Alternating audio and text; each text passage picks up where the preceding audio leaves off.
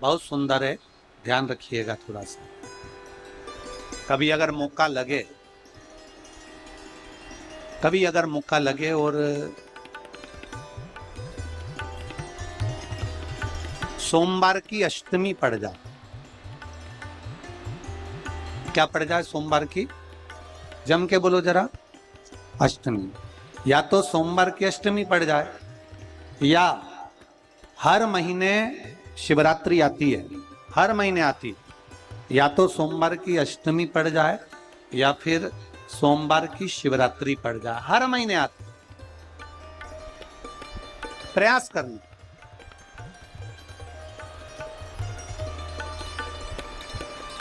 कहीं से देसी गाय का दूध मिल जाए, थोड़ा सा दूध देसी गाय का मिल जाए, थोड़ा सा।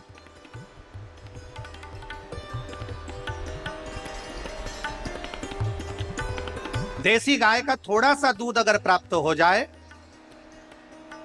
बेलपत्री के पत्ते से दूध कटोरी में लेकर, मात्र बेलपत्री के पत्रे से एक एक बूंद, अगर दूध आप एक बूंद अगर ज्यादा ना मिला हो, एक चम्मच भी अगर आपको दूध देसी गाय का मिल गया हो, और सोमवार की अष्टमी पड़ जाए या सोमवार की, जम के बोलो, शिवरात्रि पड़ जाए, उसमें केवल अगर देसी गाय का दूध मिल जाए, जर्सी गाय का नहीं हो, देसी गाय का अगर दूध मिल जाए, बेलपत्री के पत्ते से, तुम्हारे घर के अंदर अगर शिवलिंग है या मंदिर में शिवलिंग है या तुम्हारे नजदीक में कोई शिवलिंग है, उस पर बूंद बूंद, एक एक बूंद अगर शिवलिंग पर दूध समर्पित कर रहे हो, श्री शिवाय नमस्तुभ्यम, नमः शिवाय, या षडाक्षर मंत्र ओम नमः शिवाय, या 33 अक्षर का मंत्र महामृत्युंजय मंत्र, इसका स्मरण कर कर शिव जी पर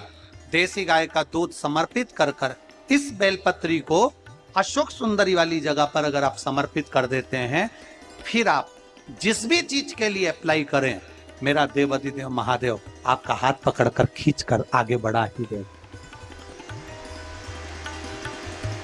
मेहनत करना, कर्म पूरा करना, पढ़ाई अच्छी करना, और पढ़ाई के साथ में विद्या अध्ययन करने के साथ में अच्छी मेहनत के साथ में देसी गाय का दूध भगवान शंकर को समर्पित करना, भगवान शंकर को समर्पित करना, देसी गाय का दूध धीरे धीरे धीरे धीरे समर्पित, भाव के साथ आप समर्पित। गला पकड़ रहा है बाबू। देसी गाय का दूध एक एक बूंद समर्पित कर, धीरे धीरे समर्पित कर।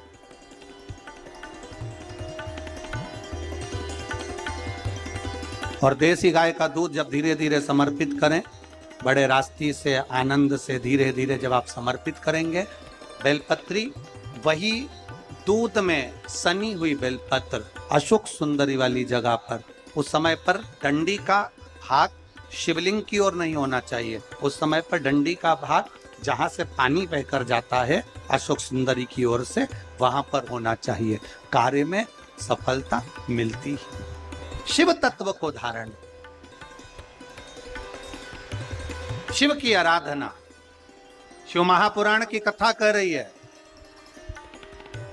जब देवता और राक्षसों ने मिलकर मंथन करा, उस मंथन में सबसे पहले विष नहीं निकला है, उस मंथन में सबसे पहले निकली है गाय। सबसे पहले प्रकट होने वाली है गौ माता, जो मंथन में। उस गौ माता के निकलने का कारण क्या था? मंथन में गाय निकली तो निकली क्यों? गौ माता के मंथन में निकलने का केवल एक कारण था कि मंथन में सबसे पहले गौ माता निकली है, उसके बाद हलाहल विष निकला है। शिव महापुराण की कथा कहती है मंथन में गाय निकलने का कारण केवल इतना था कि जो हलाहल विष निकलेगा और जो इस विष को पिएगा उसका कंठ जलेगा, उस कंठ की जलन को अगर कोई रोक सकता है तो गौ माता का दूध रोक सकता। गाय को प्रकट करने का कारण केवल इतना था कि जो विष पिया है उस विष के कारण कंठ में जलन, कंठ में जलन नहीं, विष। शिव तत्व के धारण, शंकर भगवान का गुणगान, शिव की स्तुति, शिव तत्व को आनंद कर आगे वर्णन किया। शिव महापुराण की कथा कहती है, बहुत ध्यान देना महाराज, घड़ी अपने हाथ में होती है पर घड़ी का समय अपने हाथ में नहीं होता।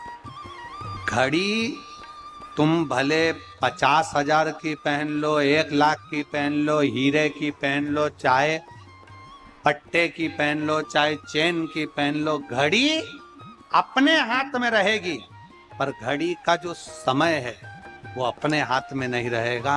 समय आपका कैसा लाना है ये मेरे महादेव के हाथ में।